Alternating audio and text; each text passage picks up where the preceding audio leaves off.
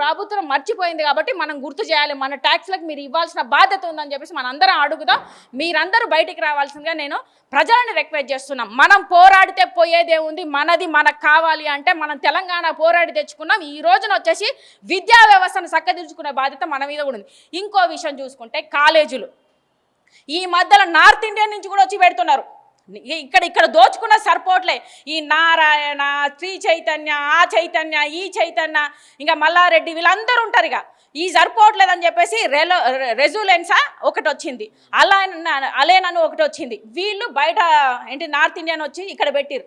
కనీసం వాళ్ళకు వచ్చేసి పర్మిషన్లు కూడా లేవు. పర్మిషన్ లేకుండా వాళ్ళు విద్యా సంస్థలు నడిపిస్తున్నారంటే ఈ రోజున అసలు మన విద్యా వ్యవస్థ ఎక్కడికి పోతుంది? ఈ రోజు తెలంగాణని దోచుకోవడానికే వస్తున్నారా ఎక్కడ పడతా? అంటే ఈ రేవంత్ రెడ్డి చేతగాని వ్యవస్థ ఉన్నది.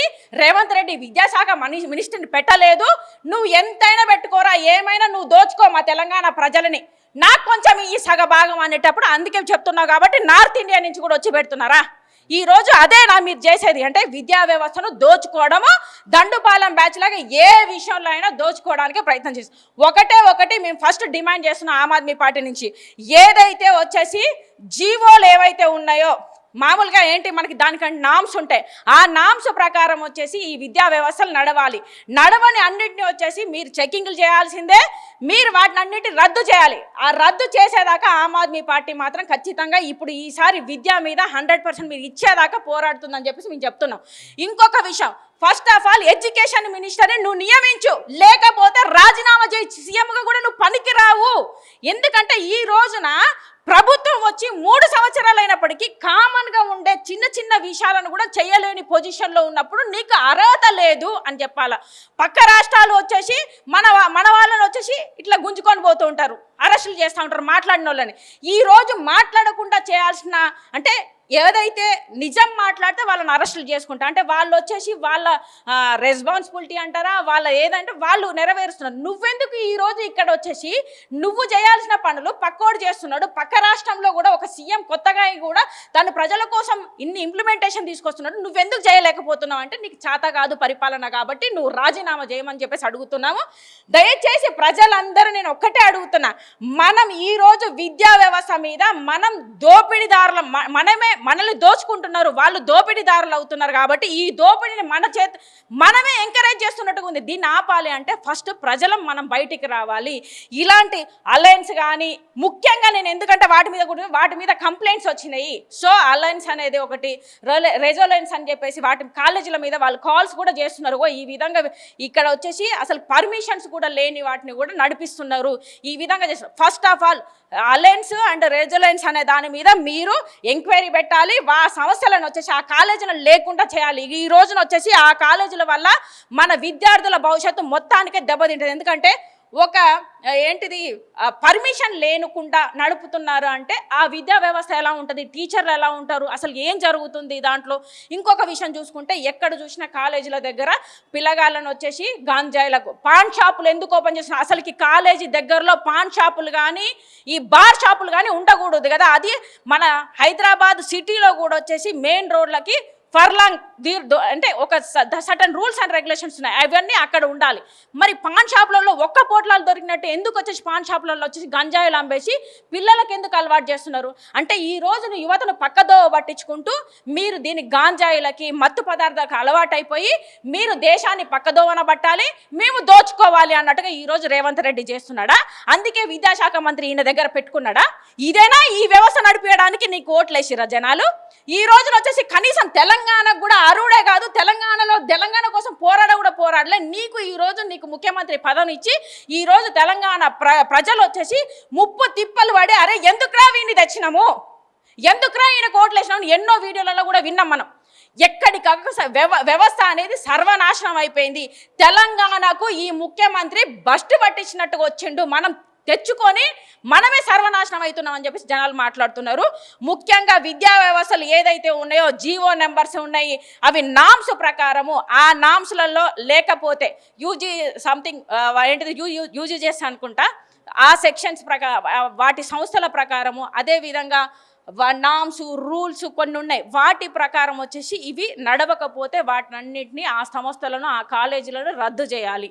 ఫస్ట్ ఆఫ్ ఆల్ ఇంకొకటి ఎడ్యుకేషన్ మినిస్టర్ నియమించాలి. ఇంకొకటి ప్రజలకు ముఖ్యంగా మేము పిలుపునిస్తున్నాం, మనందరం కలిసి పోరాడదాం. ఈ విద్యా వ్యవస్థ మీద జరుగుతున్న దోపిడీని మనం అరికట్టాలని చెప్పేసి వీళ్ళందరినీ నేను రిక్వెస్ట్ చేస్తున్నాను. 1 సంవత్సరం అయితే పోతుందేమో, కానీ నెక్స్ట్ తరాలకు వాళ్ళకు బంగారు భవిష్యత్తు ఇవ్వాలి అంటే ఈరోజు మనం విద్యా వ్యవస్థ మీద పోరాడాలి. ఈ ముఖ్యమంత్రికి బుద్ధి వచ్చి ఎడ్యుకేషన్ మినిస్టర్ నియమించేదాకా మనం పోరాడి ఈ వ్యవస్థను, ఈ భ్రష్టు పట్టిన వ్యవస్థను మనం మంచి చేసుకునే అవకాశం మనకు ఉంది. కాబట్టి నేను ఖచ్చితంగా మీకు ఒకటే చెప్తున్నా, Aam Aadmi party education health మీద ఇంప్లిమెంటేషన్ చేసిన పార్టీ కాబట్టి ఒక్కసారి అవకాశం ఏమని చెప్పేసి మేము ప్రజలను కోరుకుంటున్నాం. ముఖ్యంగా ప్రభుత్వ పాఠశాలలు ఏవైతే ఉన్నాయో, ప్రభుత్వ పాఠశాలలు మొత్తం కూడా సస్యశ్యామలంగా ఉన్నాయి. ప్రభుత్వ పాఠశాలలో కూడా చదువుకోవచ్చు డబ్బులు లేని పిల్లలు అంటూ కూడా కొంతమంది కాంగ్రెస్ పార్టీ నాయకులు మాట్లాడుతూ ఉన్నారు. ఎట్లా చూస్తారు? ఇప్పుడు ఏ ప్రభుత్వం, నేను పోయినసారి కూడా ఇప్పుడు కూడా ఒక్కసారి మనందరం పోదాం, మనందరం కెమెరాలు మీరు పట్టుకొని రండి, మేము వస్తాము.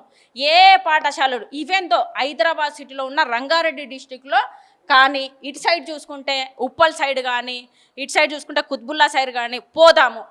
నేను ఎన్ని స్కూళ్ళు చూపెడతానో చూడండి. శిథిలావస్థ వ్యవస్థలో ఉండి నీళ్లు లీకేజ్ అవుతూ ఉంటే ఎప్పుడు కూలిపోతుందో తెలియదు అనే దాంట్లో ఉంటాయి. చిన్న పిల్లలు 5వ తరగతి చదువుతున్న పిల్లలు కూడా దాంట్లో ఉంటారు. కనీసం వాళ్ళకు వచ్చేసి ఒక్కొక్క స్కూలు ఒక్కొక్క తరగతికి ఒక్కొక్క రూమ్ ఉండాలి. అట్లాంటివి కూడా లేవు. బెంచీలు లేవు, మంచినీళ్ళు లేవు, కనీసం అన్నంలో రాళ్ళు వచ్చినాయని చెప్పేసి అవన్నీ కూడా వీడియోస్ నా దగ్గర ఉన్నాయి. కావాలంటే మీకు పంపిస్తాను. మనం ఒకసారి వీడియోస్ డైరెక్ట్గానే పోయి లైవ్లో తీసుకుందాం. నేను కొన్ని స్కూళ్ళు తీసుకుపోతా, గవర్నమెంట్ స్కూళ్ళు.